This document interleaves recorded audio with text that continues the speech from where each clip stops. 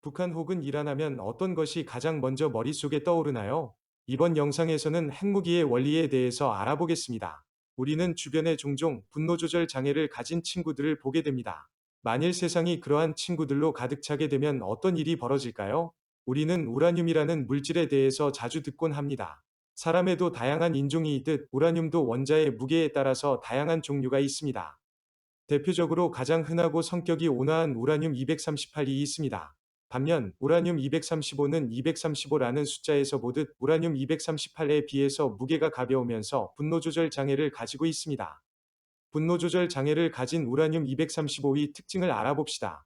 외부에서 중성자라는 작은 물질이 달려와 우라늄 235에 부딪히면 우라늄 235는 분열하게 되고 두 개 혹은 세 개의 중성자와 에너지를 발산하게 됩니다. 이제 제한된 공간 속에 우라늄 235가 많이 모여 있다고 생각해 봅시다. 하나의 우라늄 235가 화를 내며 분출한 중성자가 주변의 다른 친구들을 화나게 만들 것이고, 이러한 연쇄적인 작용으로 많은 에너지가 발산할 것입니다. 이러한 과정을 우리는 핵분열 연쇄작용이라고 부릅니다. 일반적으로 자연상의 우라늄 광물 속에서 우라늄 235는 대략 0.7% 정도의 매우 적은 비율로 존재합니다. 우라늄 235의 비중을 대략 3%까지 인위적으로 높여서 그들의 분노를 적절하게 통제하며 인간에게 유용하게 사용하는 것이 바로 원자력 에너지입니다. 이렇게 분노 조절 장애를 가진 우라늄 235의 비중을 높이는 과정을 우라늄 농축이라고 합니다. 그렇다면 우라늄 235를 약 90%까지 농축하면 어떻게 될까요? 바로 핵무기가 되는 것입니다. 우라늄으로 어떻게 핵무기를 만드는지에 대해서 알아봅시다. 무기로 사용되기에 충분한 폭발력을 가진 핵무기를 만들기 위해선 90%까지 고농축된 우라늄이 대략 20에서 50kg 정도가 필요합니다. 먼저 원통형 관 속에 이 고농축 우라늄을 반으로 나누어 양 끝에 배치합니다. 한쪽 끝에는 우라늄을 환하게 만들 중성자 공급원을 배치하고 다른 쪽 끝에는 폭약을 설치합니다. 이 폭약이 터지며 우라늄 덩어리가 날아가 압력에 의해 다른 덩어리와 합쳐지고, 그와 동시에 중성자가 이들을 환하게 만들어 핵분열 연쇄작용을 일으키며 핵폭발이 일어나게 됩니다. 마치 이 과정이 총을 발사하는 것과 같아 우라늄을 사용하는 이러한 핵무기를 건타입 핵무기라고 부릅니다. 우라늄 외에 우리가 또 많이 듣는 물질이 있습니다. 바로 플루토늄입니다. 플루토늄은 자연상에 존재하지 않는 물질입니다. 그러면 어디에 있을까요? 정답은 원자력 발전소 안에 있습니다.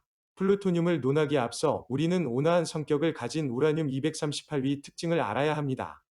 우라늄 238은 중성자라는 외부 자극이 오면 종종 이를 그냥 먹어버립니다. 중성자를 먹어버린 우라늄 238은 이를 소화시키는 과정에서 시간이 지남에 따라 다양한 물질로 변화하게 됩니다. 이러한 변화 과정에서 발생되는 한 물질이 바로 플루토늄 239입니다. 원자력 발전소에서 전기를 생성 후 남은 해결료 속에는 무수한 종류의 물질들이 존재합니다. 이 다양한 물질 속에서 플루토늄을 화학적 처리로 분리해낼 수 있으며, 이러한 분리 과정을 재처리라고 부릅니다. 그리고 재처리를 통해 얻어진 플루토늄으로 핵무기를 만들 수 있습니다. 플루토늄의 특징을 알아봅시다. 우라늄 235에 비해서 무게는 무겁고 더욱 심각한 사이코패스적 분노 조절 장애를 가지고 있습니다. 우라늄 235는 길을 걷다 타인과 어깨가 부딪히면 잠시 생각해보고 화를 내는 반면, 플루토늄은 지나가다 말만 걸어도 일단 주먹부터 날리고 나서 상황에 대해서 생각해보는 녀석이라고 보면 이해가 쉽겠습니다. 이러한 특성 때문에 플루토늄은 건타입 핵무기에 사용이 될 수가 없습니다. 비유적으로 간략히 말하자면 기폭 이후 우라늄에 비해서 플루토늄은 매우 급하게 흥분을 해버립니다. 이 플루토늄이 급하게 내뿜는 화로 인해서 플루토늄 전체가 핵분열을 하기 전에 핵무기 자체가 부서지는 현상이 발생할 수 있습니다. 이러한 현상을 조기 폭발이라고 합니다. 조기 폭발을 하면 애초에 핵무기 설계자가 원했던 만큼의 폭발력을 얻기가 힘들겠네요. 이러한 문제를 극복하기 위해서 플루토늄을 이용한 핵무기는 내폭형 핵무기라고 불리우는 구형의 형태로 설계하게 됩니다. 먼저 구형의 핵무기 중앙에 약 8kg에서 12kg 정도의 구형 플루토늄을 배치하며 그 중심에는 중성자 공급원을 배치합니다. 구형 외부 표면에는 폭약을 장착합니다. 이 외부의 폭약에서 기폭이 시작되면 그 충격파에 의해 중심에 있는 플루토늄으로 압력이 전달됩니다. 압력이 가해지는 동안 중성자가 플루토늄을 환하게 하고 핵분열 연쇄작용을 통해 핵폭발이 일어나게 됩니다. 건타입 핵무기와는 다르게 내폭형 핵무기는 압력이 빠르고 강하게 사방에서 전달이 되어 충분한 압력을 가할 수 있어서 플루토늄이 완전 연소가 될 수 있기에 조기 폭발의 문제가 해결이 되겠네요. 자, 정리를 해볼까요? 우리의 주된 관심사인 우라늄의 종류에는 우라늄 238과 우라늄 235가 있습니다. 우라늄 235는 분노 조절 장애를 가지고 있고 자연상의 우라늄 광물 속에는 0.7%의 소량의 비중으로 존재합니다. 이를 농축을 통해 비중을 대략 3%로 올리면 원자력 발전소에 사용될 수 있고 90% 가까이 올리면 건타입 핵무기에 사용될 수 있습니다.